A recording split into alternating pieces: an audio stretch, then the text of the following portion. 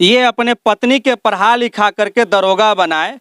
जब पत्नी इनकी दरोगा बन गई तब इनको जो है छोड़ दी। अब देखिए किस हाल में जो है अभी यहाँ पर बैठे हुए हैं। आइए इनसे बातचीत करते हैं। सबसे पहले तो बहुत दुख की बात है कि आपका जो है पत्नी छोड़ दी है। क्या हुआ, कैसे जो है ये सब चीजें हुआ?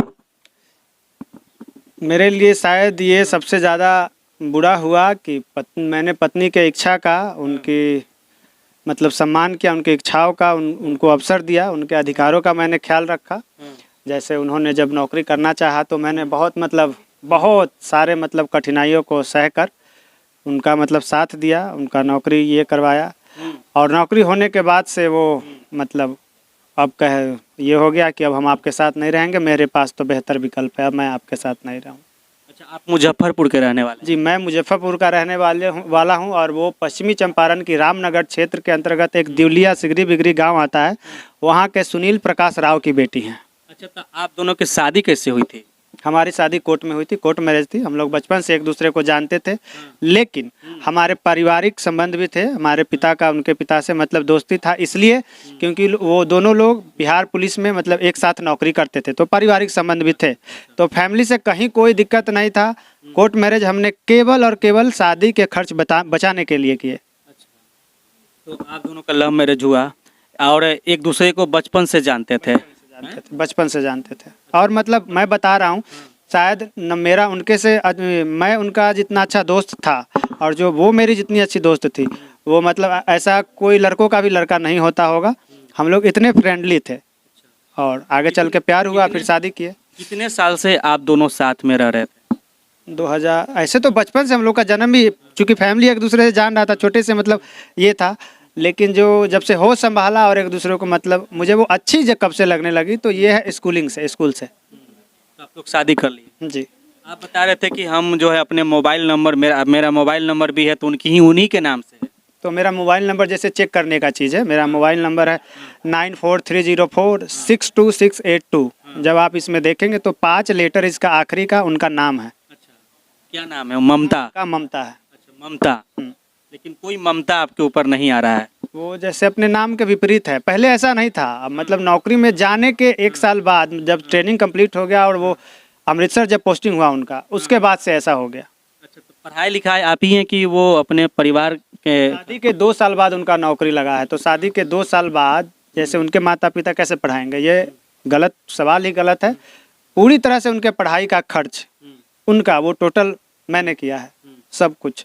और खर्च से भी कहीं ज़्यादा जो मैंने त्याग किया है ये इतने सालों का, वो बहुत सालों का है। ये इसे 1-2 मिनट में नहीं बताया जा सकता है। अच्छा, क्या कारण है कि आपकी पत्नी जो है आपको छोड़ दी, आपके साथ नहीं रहना चाहती है? नौकरी में जाने के बाद से उनका अहंकार, शायद नौकरी में जो उनको अब नौकरी के बाद से अवसर दिख रहा है, जैसा वो कह रही हैं। अब वो वो कितना सच है नहीं है मैं इसका पुष्टि नहीं करता हूँ, लेकिन वो जो कह रही हैं कि मुझे अब नौकरी में आने के बाद से मेरे पास बेहतर विकल्प है। और वो अंकल जो उनके पिता जो है, जिनको मैं अंकल कहता हूँ, वो पिता जो और उनके परिवार वाले जिनका मेरे साथ सहानुभूति है कि हाँ जो हुआ है वो गलत हुआ है, ये ठीक हो जाना चाहिए, इस बात का मेरे पास प्रमाण भी है। मैं कहिएगा आप तो सामने रख दूंगा। वो परिवार अब आंख बंद करके ये कह रहा है कि मेरी बेटी जो कर रही है वो ठीक कर रही है। और जब मैंने अपने पत्नी से पूछा कि जो लोगों को पहले मुझ पर ये था, मेरे साथ ये सिंपैथी कि मेरी पत्नी यानी कि तुम गलत कर रही हो मेरे साथ, वो लोग अचानक से तुम्हारे साथ ये फैसले में कैसे तुम्हारा साथ दे रहे हैं? तो मेरी पत्नी ने कहा कि उन सारे लोगों को मैं खर्च देती हूँ।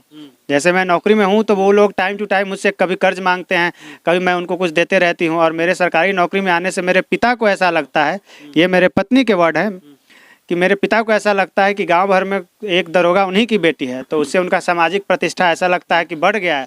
तो इसलिए मेरे अगेंस्ट वो जाने का ये हिम्मत नहीं करते हैं और इसलिए मुझे सही गलत समझाने का प्रयास नहीं करते हैं, क्योंकि सही गलत समझाएंगे तो मैं घर जाना छोड़ दूंगी।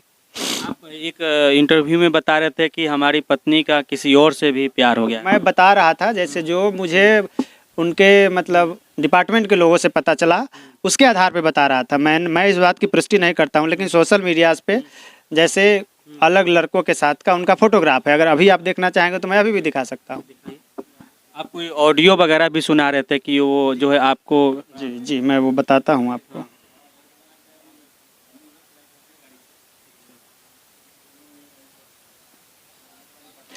जैसे देखिए, ये कोई दूसरा लड़का है, मैं नहीं जानता हूँ इसको कि कौन है नहीं है, लेकिन पति होने के नाते मुझे ये जानने का पूरा अधिकार है, जैसे कि कौन है। अपने पेज पर डाली हुई है। जी, ये उनके मतलब आईडी पे था, तो किसी ने मुझे लेकर भेजा था। ऐसे मतलब कई सारे मतलब अलग अलग ये फोटोग्राफ्स है। जैसे अब मान लीजिए कि ये कौन है, तो ये मुझे जानने का पूरा हक है। मान लीजिए अगर ये उनके भाई ही हैं या कोई रिलेटिव ही हैं, तो मुझे ये जानने का हक है। जैसे ये वाला जो है, अगर मैं पति होकर ये पूछ रहा हूँ कि ये कौन है, तो मैं ये गलत थोड़े कर रहा हूँ शायद। अब वो बता दे कि कौन है, इनसे इनका क्या संबंध है। नहीं, ये गलत तो नहीं है। तो यही बात है। ऑडियो जो आप बता रहे थे, ऑडियो जो हम बता रहे थे, जैसे मुझे ये लगता है कि वो मुझसे तलाक लेने के लिए जानबूझकर मुझे मेंटली वो डिस्टर्ब करने के लिए ऐसा बोल रही हैं कि हाँ, मेरा अलग अलग लोगों के साथ संबंध है, मैं ऐसे ऐसे करती हूँ, ताकि मैं मानसिक रूप से कमज़ोर पड़ के उनको तलाक दे दूँ। सुनाना चाहेंगे? नहीं, उसको अभी अभी नहीं सुनाना चाहेंगे। वैसे वो तो है ही सोशल मीडिया पे एक जगह, आप वहाँ से ले सकते हैं, लेकिन अभी उस सबको सामने लाना उचित नहीं है। मैं आपको बताता हूँ, जैसे उनका परिवार खुद क्या कहता है, सो देखिए। आप पता है, आप जो जॉब पर आप जो है नहीं जाने देते तो ठीक रहता। होता क्या है कि लड़की अगर अपने पैर पे अगर मतलब खड़ी हो गई है तो बहुत मुश्किल होता है। ये उनके सगे भाई हैं जो ये कह रहे हैं कि मुझे अपने पत्नी को जॉब पे जाने ही नहीं देना चाहिए था। तो पहले अभी कुछ दिन पहले, ये सालों से पहले तक वो उनका सिंपैथी मेरे साथ था कि हाँ, जो आपके साथ हुआ है मेरी बहन की है, गलत की है। अभी अब जब शायद उससे वो पैसा लेते हैं इसलिए कि उनसे उनका क्या फ़ायदा है, वो सीधे ये कहते हैं कि वो नहीं रहना चाहती है तो ज़बरदस्ती रखेगा कोई क्या, कि नहीं रहेगी वो बस। जबकि मैं बार बार उनसे ये कह रहा हूँ कि देखिए, मैं कोई गर्लफ्रेंड बॉयफ्रेंड नहीं, वो मेरी पत्नी है। ऐसे कैसे चलेगा कि जब मर्जी करेगा रहेंगे, जब मर्जी करेगा नहीं रहेंगे? ये तो गलत है। अच्छा, अभी आप क्या चाहते हैं? हम चाहते हैं कि पत्नी मेरी गलत रास्ते पे चली गई है, घर वापस आ जाए, यही चाहते हैं, और वो आ जाए। अच्छा, फिर से वो वापस आएगी तो रखेंगे? अब मेरी पत्नी है, वो हमेशा रहेंगी, और मैं हमेशा प्रयास करता रहूँगा अपने अंतिम सांस तक कि वो घर आ जाए और मतलब सही रास्ते पे आ जाए। अच्छा, तो ये कोर्ट वगैरह का भी ये मामला कोर्ट में मामला चल रहा था, लेकिन वो 21 तारीख को ख़त्म हो गया, 21 जून को। क्या खत्म हो गया? उनके केस को कोर्ट ने ख़त्म कर दिया है, वो कोर्ट में आई ही नहीं तो ख़त्म हो गया, उसमें कोई डिसीजन नहीं आया। तो किस डिपार्टमेंट में उनका दरोगा में जॉब लगा? ISF में SI के पद पर पोस्टेड थी। अब अभी क्या है नहीं पता, लेकिन SI के पद पे पोस्टेड थी, अहमदाबाद एयरपोर्ट पर। कब से बात नहीं हो रहा आपको? बात तो बीच बीच में होता रहता है, मैं प्रयास करता रहता हूँ कि रिश्ता ठीक हो जाए ये, लेकिन कुछ ऐसे उनके द्वारा ऐसे शर्त रख दिए गए हैं कि जो नहीं माने जा सकते हैं। क्या शर्त है? मुझे अपने सारे रिश्ते नातेदारों दोस्तों को छोड़ना पड़ेगा, यहाँ तक कि मुझे अपने पिता को भी छोड़ना पड़ेगा पार्शियली रूप से। कहने का तात्पर्य है कि उनको अपने साथ जब वो बूढ़े हो जाए तो नहीं रखना होगा, उनको कहीं अलग गांव वगैरह में रख देना होगा, किसी आदमी को देखने के लिए घर में नहीं रखना होगा अपने साथ। मेरी पत्नी रहेंगी, हम लोग साथ रहेंगे, लेकिन वो दूसरे कमरे में रहेंगी, मैं दूसरे कमरों में। और वो घर पे कुछ जो भी करे, चाहे किसी को वो लाए ना लाए, मुझे उनसे कुछ पूछना नहीं होगा कभी। ये सब शर्त है, तो ये शर्त कैसे मानूंगा मैं? अक्सर ये देखा जाता है कि जो कामयाब हो जाती है वो अपने पुराने लोगों को जो भूलते जाते हैं। भूल नहीं रहे हैं, जैसे हमको तो आप दूध के मक्खी की तरह उन्होंने फेंक ही दिया ना।